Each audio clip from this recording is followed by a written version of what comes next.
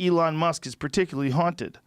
He's possessed by ideas. Swarms of ideas. And what does he do? Well, look at what he's done. He's one guy that's probably had more of an impact on our perception of what the future holds in terms of technology than any other one individual human being that is widely known of like he is, a famous human like he is. I mean, he's doing Tesla, which is the most advanced electric cars in the world. They're insane. Yeah. Then he's doing this fucking loop thing, right? The hyper or the boring project where he's boring. Yeah. Well, he's doing the hyperloop. He's doing the boring project. He's making tunnels under L.A. and Vegas, and you're going to be able to shoot through those tunnels going 120 miles an hour. Then he's making rockets that shoot up into space. Oh, and solar power too. Yeah. Like what? How is one guy's doing all this? What's going on there? Well, that guy's infected by ideas. That guy probably has a huge receptor, and ideas have clung on to him. Just like some girls have big tits, some people have crazy parts of their brain that soaks in ideas, and it's no rhyme or reason to why. But what they are is an antenna for ideas. Those ideas come up, and you're like, wow, I'm glad I thought of that. And then you go to work on fracking. You go to work on all kinds of different crazy things that change the world forever. Whoever invented Fukushima, right? He's like, I'll figure out how to shut it off when that time comes. We'll figure it out. No one ever does. But that person talked people, or that group of people whose ideas all coincided, talked people into building a gigantic nuclear furnace that you can never shut off. Yeah. How crazy is that? That's crazy. It's crazy. We scan the skies for meteor impacts, but we have no way to scan human consciousness for some incoming idea. Yeah. Because some ideas coming in are going to be great, but there's going to be a few that are really bad ideas. Like, you know, Hitler, he had an idea. Yeah. And it was a bad fucking idea. And he implemented that terrible idea. That idea was just floating in the astral plane, gradually just shooting towards Hitler's fucking brain. That idea is fueled by an ecosystem. And just like you're fueled by nutrients, right? Human beings are fueled by plants and fish and animals and vitamins and all these different things. Well, these ideas are fueled. They're fueled by insecurity and ego and lust and greed and jealousy and anger and virtue and love and prosperity and comfort and community, and all those different components of human consciousness all interact with this idea. So the idea becomes like it just hitches a ride. It hitches a ride with all these ideas that already exist in your brain. Yeah. And then with these pre-existing structures like businesses and warehouses and all these different things that we use to make stuff and then ship it out, then the idea becomes a thing. And then the idea winds up in the belly of a seagull because it looks like a fish. Whoops. Sorry. You're dead. Right. You're dead, Right. seagull. You couldn't figure out that that's a bottle cap. Wow. Not a fish. And that this is how things change. They don't just change because of people. We're blaming ourselves. And it is definitely us that's doing the work.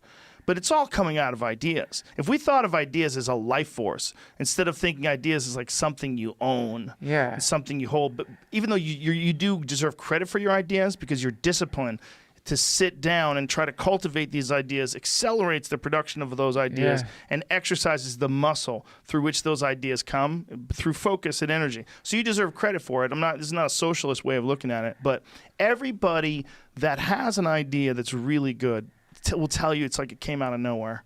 Like every great bit that you've ever had, it's like pop, a light bulb goes off and you have this thought and it comes out of nowhere. Right. That's like most things that you write that are really cool. They kind of come out of nowhere. Yeah. You just sit there and then all of a sudden you think of things and you write them out. They're an idea that you're wrestling. You just catch them. Catch them.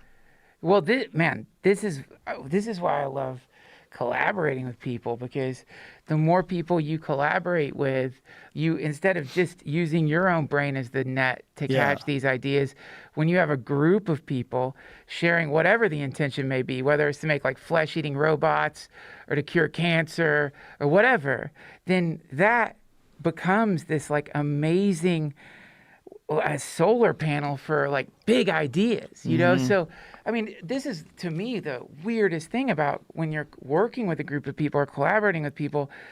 If, someone's off, you will sink to that level.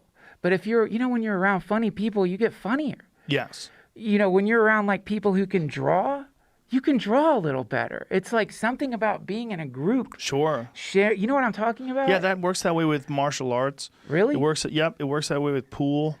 When you watch people play pool that are really good, you can play better. If you're a player, like you see someone play really good, you realize like things that they do, and you see them and you emulate them, and then you can do it. We feed off of each other in that respect. I think that's a big argument for why the Comedy Store is so good. Because there's so many great comics there, and we all feed off each other. That's right. If you're going on after Jesselnick, you're like, "Fuck, that guy's so good. That's so funny," and it elevates everybody. That's right. You know, if you're there with Dalia or Joey or you or Sebastian, like, fuck, man, how am I so lucky? Ali Wong and Whitney and Eliza, like, you're working with some of the best people in the country, the people that are killing it all over the country. Bert and Tom, and I mean, I can keep going on and on and on. And then they're helping you punch up jokes. Yes. I got off stage. This is one of my favorite memories there. And Jeff Garland and Whitney Cummings are helping me punch up a joke. And I'm just thinking, like, what the fuck?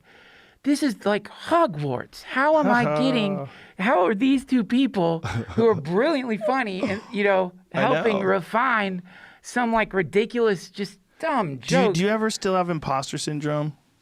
Yeah. Yeah, me too. Everybody does, I think. Oh, I'm so glad you admit it, man. That's powerful. Yeah, I don't get it as much anymore, but it still do. I particularly used to get it with famous people.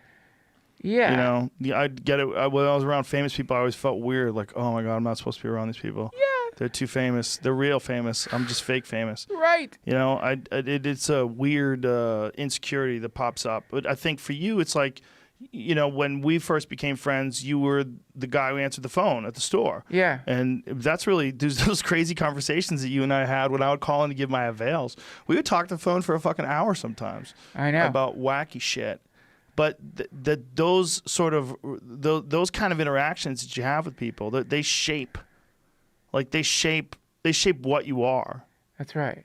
And the more people that you have in your life that are like that are interesting, that you feed off, and you can have good ideas. We could engineer a society that's way better, that doesn't have all the pitfalls, but we all have to pull our own weight. It's like there's a problem in this society where there's siphoning off of money, right? There's massive moving and exchanging of money in some weird way with like banks and mutual funds and all that stuff. It's like, what are you guys doing? Like, what is that? How are you so rich? Like just moving money around?